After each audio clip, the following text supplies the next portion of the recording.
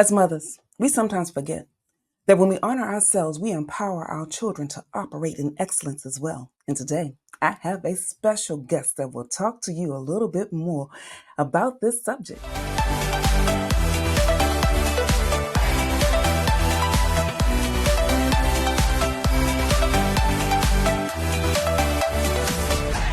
Hey now, how is everybody doing? Welcome to Red Alert Diaries with Tanya E. Hood. I'm glad I get the chance to see you again. And today, we have a special guest joining us, Miss Erika L. Davis. Hey, Erika.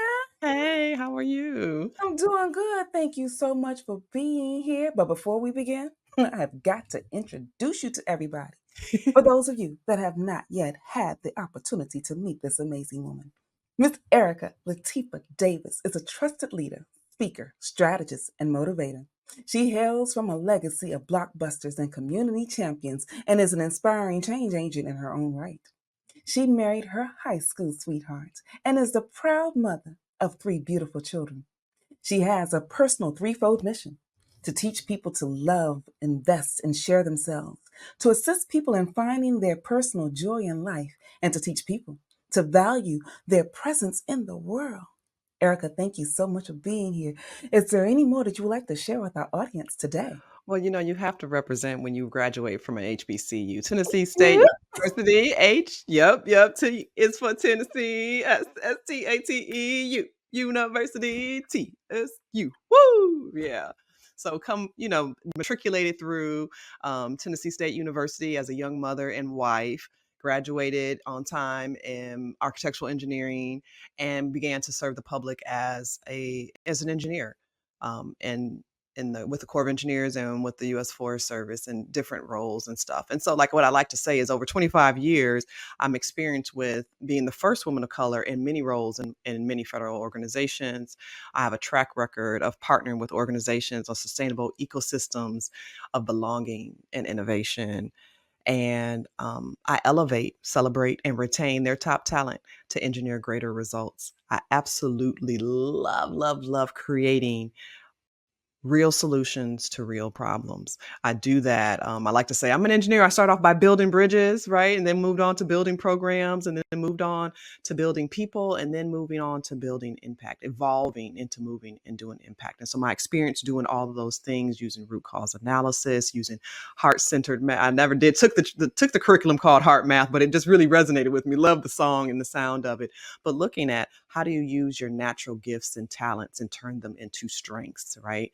And then changing the world, shifting that mindset from we don't have, I don't know, to I don't know, but I'm gonna find out, right? Or changing that mindset from we don't have enough to what do we have and what can we do with what we have. And what you have most often than not, when you don't have money for materials and supplies, you have hired people, you have resources. People say that people companies say that people are the most valuable resource, but how does that show up? And as a mother, as a wife, as a woman, right? How do I take care of myself, put my own gas mask on first, like they say on the airlines, and then how do I show my kids that? And so I can look at my journey. We have a son, a daughter, and a non-binary child.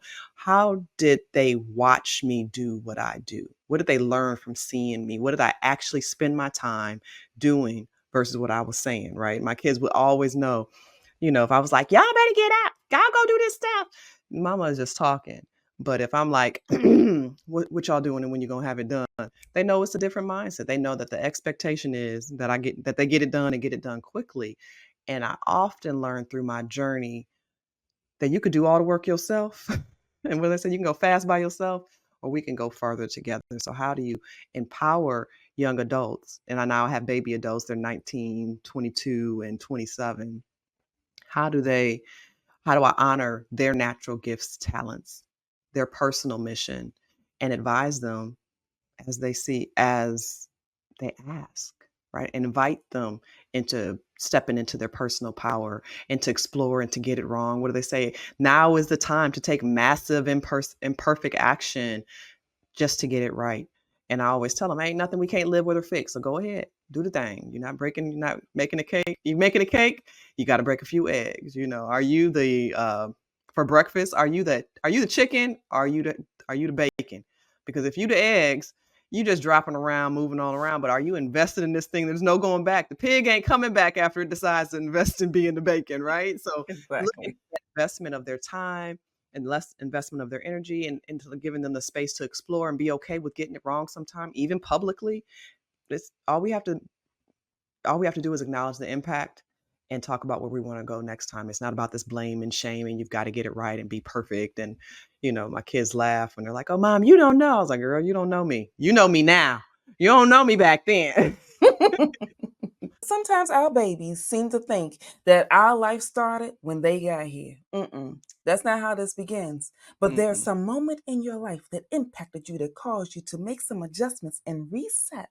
Can you tell us a little bit more about, have you had to reset to be who they think you are now and to just Oh, get for the sure. opportunity? Let's talk more about that. The reset. It happened when I was 15 years old. When I was 15 years old, I was learning about my power through the power of no, right? I ain't gonna do this. I was a major pain in the butt of all those adults in my life who loved me. And there were gonna be consequences. And when I think about the consequences, I was like, that's not what I want. And my mom and my grandmother were like, oh, she's a good kid. She's a good kid. She'll be fine. She'll be fine. And my dad was like, no, she not. She need to deal with these consequences. Girl, I prayed all night long. Let me have one more chance.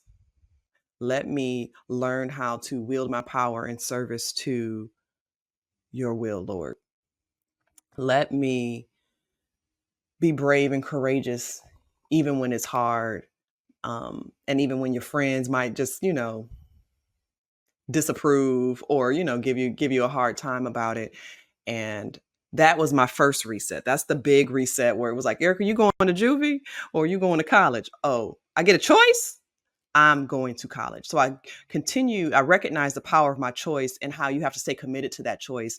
Back when I was 15, that's when I found engineering simultaneously and also began to step into things that are my gifts, like you said, like creating order out of chaos, creating strategies to get things to get places and spaces. And I still did it in a fun way. I wasn't that person that was like, okay, now I'm just a nerd. I'm a nerd. I played basketball. Wasn't good, but I had fun. I'm like that fun person. Like I'm here for a fun time, not a long time. I'm here to do what I need to do and get it done. And then when I moved off to college, right, you decide that this is the thing. And Tennessee State back in 1996 did not have family housing or any of those little programs that I saw at University of Michigan, where I grew up in Ann Arbor, Michigan. And it was important for me to continue to provide our son, with all the good things. And so my husband and I were like, okay, how do we do this? Where is it cheaper for us to live? What do we need to do to survive and then also to thrive? And I kept remembering that. I always had that support to encourage me. What do I want to do? I had another moment where, while I was in school, and just thinking about where do I want to go, I was spending so much time being mom and wife. I wasn't spending any time like proactively pursuing graduation. And I had to take a moment. Erika, what are you doing? What do you want to do? Look in the mirror. Are you proud of who you see? Are you proud of the things that you're doing? And if not, what you gonna do something about it, right? Like, this is not someone else's problem. This is not like, oh, the baby need to sleep. If he just slept, I could do this thing. Erika, any excuse will do if you're looking for one. So Oh, it was one of those moments where I looked in the mirror and was like, eh. Now then, I got my engineer's license. First time I took my test. And then I was like, now what? That was my whole goal for so long. I'm going to be a licensed engineer. I'm going to be a professional engineer. I walked in that room. It was over 200 people. There were probably 10 people of color in Birmingham, Alabama. And was it 2009? There was probably like 40, 60%, 40% women, 10 people of color, room of 200 people. And I was like, dang, hmm, so feels like there's some lack of equity right here.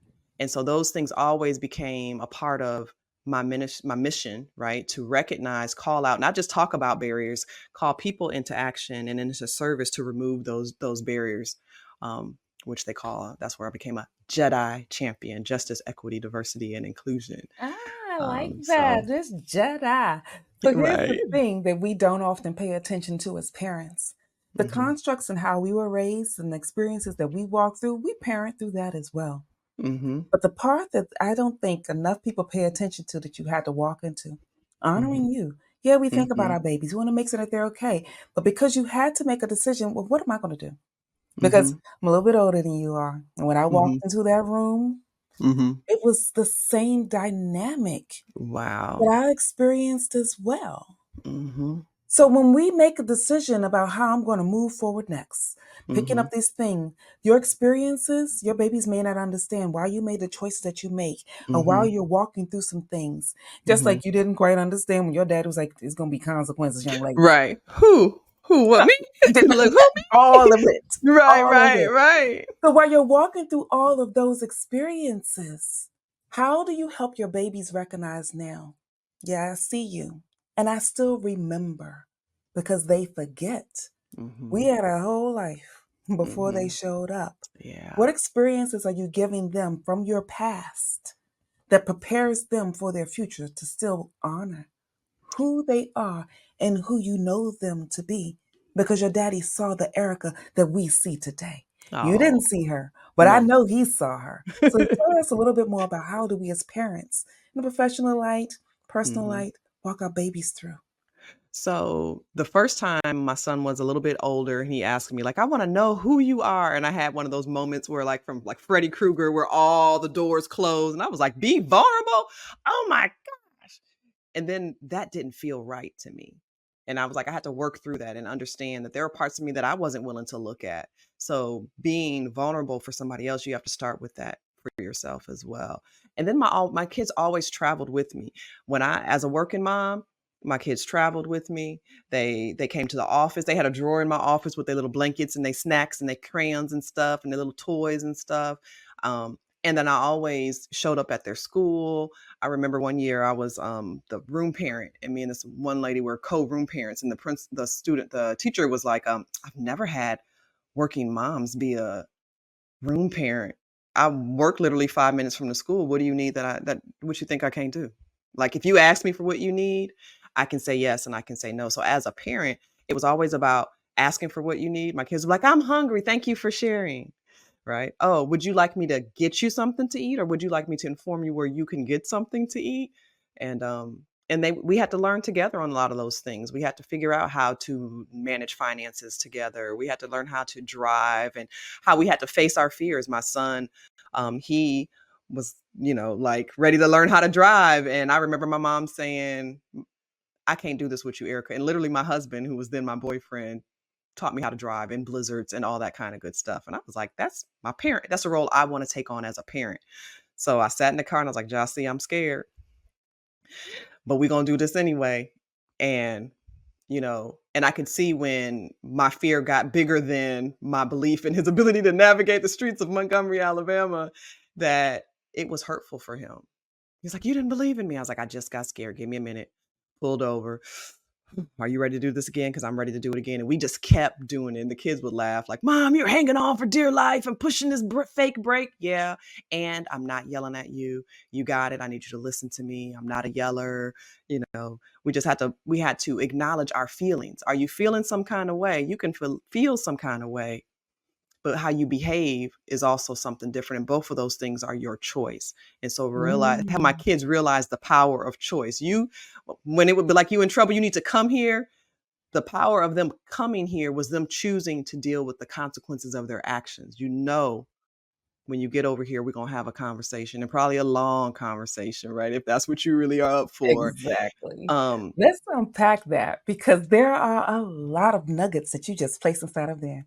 For those of us that are parents trying to figure out how am I supposed to do this, mhm, you made strategic decisions mhm, mhm, to work 5 minutes from your child's job because I mhm, was also the parent, working parent. mhm, I just need to know when you need me at the school for mhm, whatever because I mhm, showed up and I did my mhm. things, but I had to plan that in advance. Yeah. Yep. We can plan what we need to move us That's through the right. process and Right. helping our babies recognize, okay, I have a thought about what I can share and what I can do. The rest Mhm. of this, Right. because I would tell my children also, this is the first time I've ever been a mom Yeah. to an 11-year-old going Mhm. through these experiences because Yeah. He was my only 11-year-old with my Right. oldest. At least your baby got to be 11. My poor son, I'd be like, "You're gonna be 25 in a few years." He'd be like, "But I'm 6, mama." I'm 6. I'm like, "But you're gonna be 25 one day. Mm. You about to be 15, right?" We Oh, always Erica, we jumping did all the ahead. same thing. My children already knew beforehand. I had been grooming them. There's a Uh-huh. certain time You're that gonna be I'm supposed to grown. prepare you for. Like when Mhm. they were 2, you're 2 years old. The 2-year-olds, Mhm. we're responsible for this, so they had to pick up. I got Yes. such flack from Yeah. my ex in laws. Not Yeah. quite sure how you say that term, but they ex Mhm. in laws Mhm. about let the babies be babies. He gonna be a baby, but if Yeah. he was big enough to put them down, he need to Mhm. be big enough to put them back, and he needs to Yeah. understand that this is where we're Yeah. moving forward Yeah. because we're preparing them. Yeah. And while we are navigating these waters a little Mhm. bit blind, A lot we of bit blind, still girl. What do you know about yourself at 18? Huh? oh, okay, that's true. That's Right. that I granted that is a true statement. Because Right. I had mine at 19 and we walked through that I mean at 20, then we walked through that journey as well. But unpack that for some parents that are trying to figure out what am I supposed to do because I don't want to make them feel some type of way and I'm doing it Mhm. afraid. Mhm. Unpack that piece because that was a part when I finally made a decision to share with my child, and you can share Mhm. some things on their age level that they can Mhm. get. Mhm. I have a certain foundation that I'm going to lay for you, but I Mhm. will not have all the experiences of life that you will walk through. So, Mhm. some things we are going to have to walk through together. And when I Mhm. shared that with him at 11, Mhm. it helped him a little bit better because I got divorced Mhm. when he was 10 Mhm. and his entire existence fell apart. So Yeah. for me, I had a different dynamic that I had to struggle my babies through. And for some Yeah. of those that are working and Mhm. parenting, Yeah. we're not sure how to walk through that. And you have a different perspective that you can bring. Can you expand on that a little bit more for our audience today? Oh, yes, I would try to. I learned that it wasn't just talking that was part what did they say? Communication is 35% words, and the rest of it is body language, tone, all those other kinds, those other parts of communication. And so and also listening, right? So I would always be like, y'all need to do this. Y'all not listening to me. Wait a minute. Y'all need to do this. Now, what you hear me say? What you gonna do? What is the thing that you're taking away from what I'm saying? Yes, you got it right, or no, let me reframe it. Let's try to get it again. I can remember clearly my daughter was doing something. And I always told the kid, when y'all little, you got like 30, you can be 30% brat when you shorter than me. When you start getting close up here, you need to drop that down to about 20%. And so I would communicate that with them. Hey, this is where I am right now. So I was trying to explain the word brat without saying you're a brat. I was like, hey, you're doing this, you're doing that, and this is having unintended consequences. And, and she was probably like in fourth grade and she wore big old glasses. And Mom, I don't know what you're saying. You are acting like a brat. Okay. Can you do better? Yes, ma'am. Okay. And so just making sure they understood what I was saying was really important for me as a parent because I don't like repeating myself. So if I'm repeating myself, then they might not be hearing what I'm saying or they don't agree to it. Do you agree? And so, I like to watch for my children as they're young adults now when they talk to each other and I see them do the old Erica, I hear what you're saying. But they're not actually agreeing and committing to doing that. And then everybody's walked off with a different expectation. And so expectation setting and understanding not only what I'm saying, I'll take the time to explain why I'm saying it. And I understand that you don't agree. This is the way forward. I need your commitment. I need your partnership. I need your help. I need to hear from you. I need you to tell me back. What do my godfather would say? You can't see what's on your back. Kids get to see a different perspective. They see it differently. And so asking them, hey, how was your day? That's one part of it. But hey, we just had this conversation about XYZ grades or XYZ chores. What you got any other thoughts about that? How did my feedback land with you? What could I do differently so you could hear me better or that I can hear you better? And so letting them know that the power of their voice was so important. It was, always something that we championed with them. And even when it was inconvenient, like, okay, this is not a time that I have to answer your question. Ask me a question. I'm not above reproach. Mom, we need to talk about this? Yes, just not right now. We can talk about it later. You know. Some of the pieces that you shared, some terms, because when we're Mhm. having some conversations, we Mhm. don't think about doing it like this. But when we're in the workplace, oh, Oh. we want people to Mhm. listen to us. Active listening is a Mhm. term that we typically Mhm. hear when we're talking about this in the workplace. Give me Mhm. feedback, Mhm. pausing to see that the other person understand the instructions that you gave. Yes. Those we typically think about Mhm. are from a business or a workforce piece. But Mhm. we have to remember. Who we are personally Yeah. shows up in how we function Yeah. professionally, and we Yeah. can blend some of those elements so that we can operate in excellence everywhere we go. Everywhere we go. My kids probably loved when I learned about active listening. My entire life, people were like, "You're not listening. I heard what you said. I heard what you said." I took an active listening class or as part of a leadership development program, and I was like, "Oh, no, I'm not doing that." Okay. Okay, let's try it again. Every Yeah, time I learned something, I was sharing that skill with my kids. It's like, hey, you need to read Where's My Cheese? You need to read Crucial Conversations. You need to understand boundaries. You need to that understand, part. leadership, practical leadership skills. You need to understand and learn from the lessons of other people. And probably our middle child, probably is the only one that's like, Mama, I want soft lessons. My oldest and my youngest, they're like, I'll figure it out myself and I'll consult you after the fact. That part. So we have to also pay attention to, just like for those that are working inside of the workforce, Mm-hmm. you have to sometimes pause if you're working with a group of people to figure out, Mm-hmm. okay, that's the person that I know if I go to her, she will bring Mm-hmm. me back X, Y, and Z. But Mm-hmm. if I Mm-hmm. go to this one, it's going to take me 3 weeks to get this project Yeah. done so that we can Mm-hmm. try to possibly finish Yeah. what has been asked of us. Yeah. Think about those elements for your family dynamic as well. You have that one child. I got I got that one. So we call them the get back babies. So my Uh-huh. get back baby Uh-huh. is the little mini me, the Uh-huh. version of me that my Mm-hmm. parents had to struggle through. Mm-hmm. And I'm like, look, I did not think I gave you that much heart. So I don't know why God decided that this was my punishment to teach me how to move into a different direction. Help me when we're Mm-mm. parenting, knowing that I still have to go over here and do this thing, but I still want to make sure that my babies are okay in this Mm-hmm. process. How have you, because you've learned all this stuff at work, Mm-hmm. how have you managed to pull those things together to bring sort of a bridge to your personal and your professional while you parent? I think recognizing that my kids are powerful, right? In the workplace, you don't talk to people like they don't have understanding, but at home you would. You acting like you don't. What my mom used to say to me: "You think my head screw off and on?" And your kids will talk to you back like that. If talk back to you in that way, they show you who you are, the good, the bad, and the ugly. And so recognizing that my kids have power. Our son, he was the first one that going whatever he wanted to do. I realize I have an intensity that is often not enjoyable to endure, right? So he's like, oh, I want to go to the military. All right, let's look at the military. I'm calling in the schools. Let's go set up, well, I don't know if I want to do that. I want to do this other thing. Whatever he wanted to do, I didn't realize that he wanted to do it on his own because it looked like I was doing it on my own, but I wasn't. My husband and I, we were always tag teaming, and I would be bringing these plans, and he would be bringing these plans, and we'd mush them together. And the kids just saw it was seamless. My husband, I'm so thankful for him because I hear him telling the kids stuff. Your mom was doing this. He spoke about me when I wasn't there in such a positive and respectful way that I didn't even realize, right? Because I'm like, okay, y'all cutting up. We're gonna call your daddy. He at work. We're gonna call him. We're gonna call him. And how do I let them understand that they have some power, that they have the power of choice? They can the saboteur is your power of choice. You can go to fast way, you can go to slow way, depending on what you value.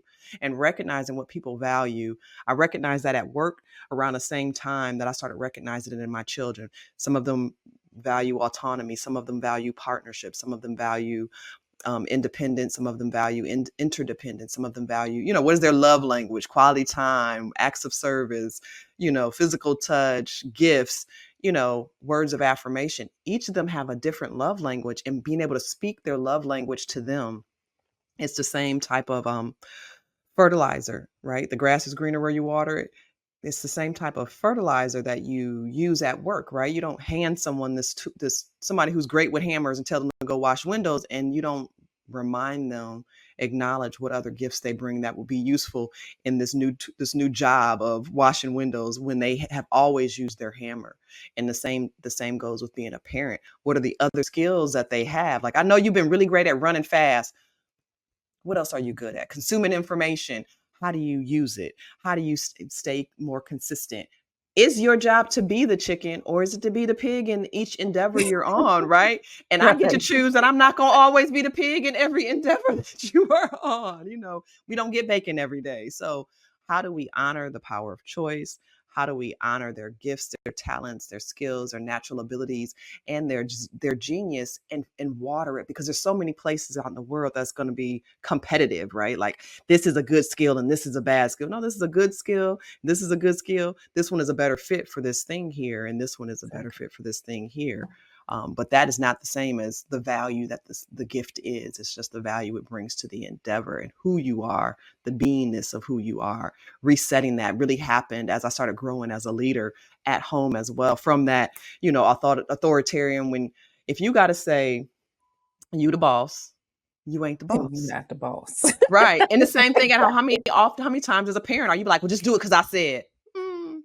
I also want to talk about, when you talk about sharing and resetting, it's also recognizing and owning the things that you might be ashamed of or not pleased with or that you regret. And when you share that with your children, that vulnerability, and to be able to acknowledge, a lot of times we're like, hey, we did the best we could with what we have. We did. And the impact of that someone's dealing with, and acknowledging that, it transforms your relationships with your children, especially as they come into adulthood and they're like, well, mama, why did you do that? And you could be like, don't be questioning me, right? And it shuts down and it shows invulnerability, which that's not breath, that's not connection, that shuts down connection. And so staying connected to your kids is not, being disrespectful and dishonest. It's being respectful and honest with them and saying, hey, I don't know why, or let me think about that and get back with you. Because sometimes they catch us off guard and ask us these questions about why we did what we did, and we want to be honest, but we can't be honest with them if we're not willing to be honest with ourselves. So I think that's super important in terms of dealing with the mother wounds that we, not only endured, but those that we inflict as well. No one is above reproach. No one is perfect. We're all just doing the best we can. And recognizing the impact of that is something we have to acknowledge as well. I'm glad you said that because that vulnerability, Hmm. we as parents like to make the thought process in order for me to be seen, I Hmm. have to do this. No, Hmm. you honor Hmm. yourself You honor by yourself. being open, and it helps your children to be empowered as Hmm. well. Sometimes we have to have some of the authority elements because depending on the situation, let them know that I'm going to explain to you as much as I can, but there will be moments I cannot. Yes. But that part, that conversation, that Yeah. dialogue, pulling those together, thank you. Thank you so Yeah. much for sharing that. And as a founder and principal coach for your company, Excel Consulting LLC, you share strategies that align recruitment, retention, and advocacy at unprecedented levels.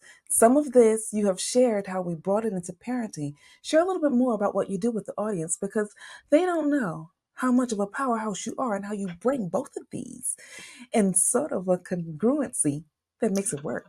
Well, I think being a parent, you learn how to mediate, right? So I'm a collateral duty mediator. I also serve my clients, partnering with them to create inclusive workplaces and to like turn insight into action from like, oh, we have, these employee resource groups around special emphasis programs, and that's all we're supposed to do. No, the intent behind having those programs are to create safe spaces, or at least brave spaces, for people who are underrepresented, part of the global majority in the workplace, especially here in the United States. How do we build our cultural competency to be able to call people into conversation? I'm not a fan of the calling out, because a calling out is somebody's right and somebody's wrong. That means we're not aligned on mission.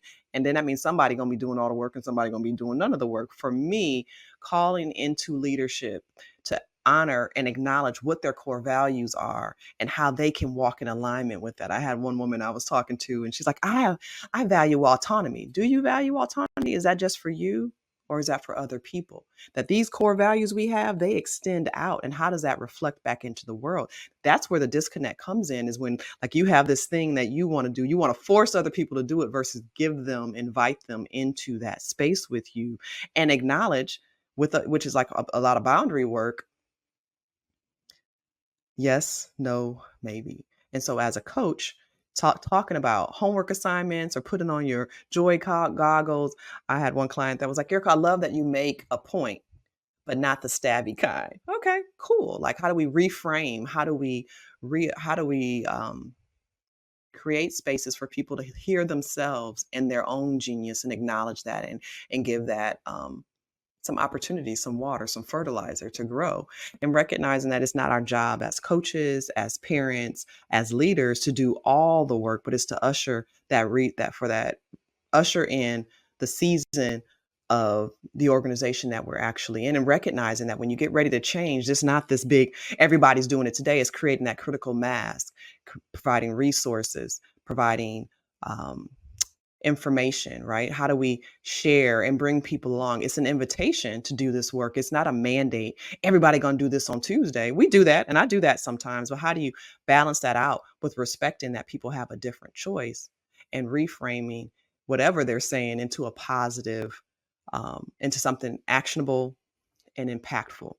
And so creating that impact, aligning programs that are sustainable because they're based on the values that each individual contributor has. It's not somebody eating, somebody starve. It's all we all about to eat. And so that's what makes it sustainable, that people are invested in their programs, they're invested in their projects, they're invested in these outcomes. Everyone's invested to some degree as best they can. Everybody ain't gonna be a Michael Jordan. I could practice dunking all day. I'm never gonna dunk, but I'm never gonna be a Michael Jordan. So the expectation is not the, again, that ruler, my name Erica means, great ruler. And so I've been thinking about that just as the last week or two. How do we measure? And I'm really great at coming up with measures of success that are attainable and sustainable for organizations. It's my favorite thing to Awesome. do. Well, thank you so much for sharing that. So you all have heard, so you're going to have to reach out to her. And here's something else.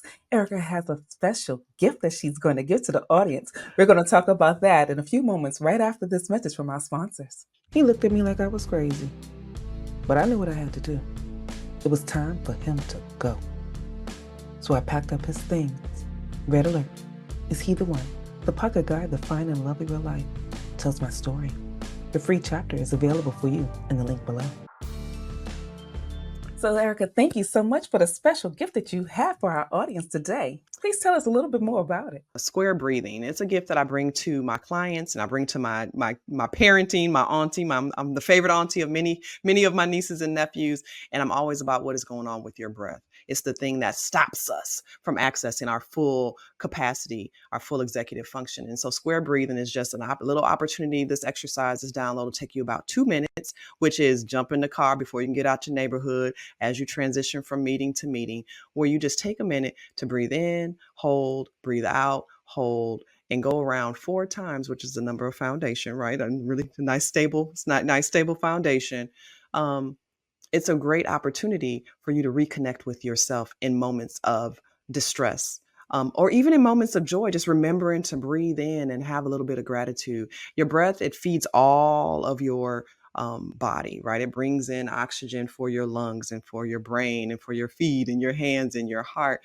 And if you stop breathing, most often people, especially when you're stressed out, you stop breathing. When you're trying to concentrate, you stop breathing. When you're scared, you stop breathing. Remembering to just take a little bit of a little moment to breathe regularly throughout the day will rewire your brain. So I just wanted to give that little gift to you all because it is something we forget to do, right? I breathe, I don't think about it. Yeah, it's part of our autosomatic, Yeah, um, m- automatic yeah, mindset. yeah, Mhm. mindset. But you need to focus on it because if you're not breathing, you're not living. And that's the part that we often forget, that moments when we're stressed, we don't Yeah, breathe. When yeah. life is giving you all those things, like you said. So thank you so much for that gift. So for those of you, that information is going to be in the links below so that you can get access to it. Erica, Thank I you. want to thank you so much for how much you have been pouring into our audience, giving us insight about how parenting and Hmm. working full time and doing the things that we do, Hmm. there's a way that we can blend those elements so that we are harmonious and that our Hmm. children get the opportunity to see how we honor ourselves personally and professionally, that they can do it as well. And so, one last Absolutely. thought that you'd like to leave with our audience today. Yes, I just wanted to bring up the motto for my company: exhale, inhale, transform. Let go of the things that are no longer serving you. Take a deep breath in and give grace and give gratitude for all the things that you have, gifts, skills, relationships, health, wealth, money, all that kind of good stuff, and transform the world because that's what you're here for. Thank you so very much for the invitation to join the Red Alert Diaries today. just continue to let go of those things that are no longer serving you, grab those things that you need, big old chunks and handfuls of them, and then go change the world, because you have all that you need right now where you are to do everything that you are meant to do. So don't lose, keep learning. Oh, thank you so much for that, Erika. So, you've heard what she has shared. Apply it. You can go to her website, excelllc.com, and there you can get some more information about this amazing woman. Thank you so much for this, Erika. Thank you, Tanya. I love the work that you do. I love the work that you are, right? The beingness of you. And I really appreciate you sharing it, and your bravery, your courageousness. Authenticity is my jam, and you speak it in spades. So thank you for sharing your audience with me. Well, thank you, thank you, thank you. And for those of you watching, if anything that we have shared with you today resonates with you, then it's time to reset. And if you want someone to join you on the journey, you know how to reach out to Erika. And if I can be of any assistance to you as well, please go to my website, tanyaehood.com. There you can click under the Work With Me tab and see the various ways that we can work with one another. And if you are on YouTube, you can join me live every Tuesday at 7 p.m. Eastern Standard Time, where we can continue this conversation or we can start a new one. In the meantime, this is Tanya E. Hood walking in my purpose, and I want you to do the same.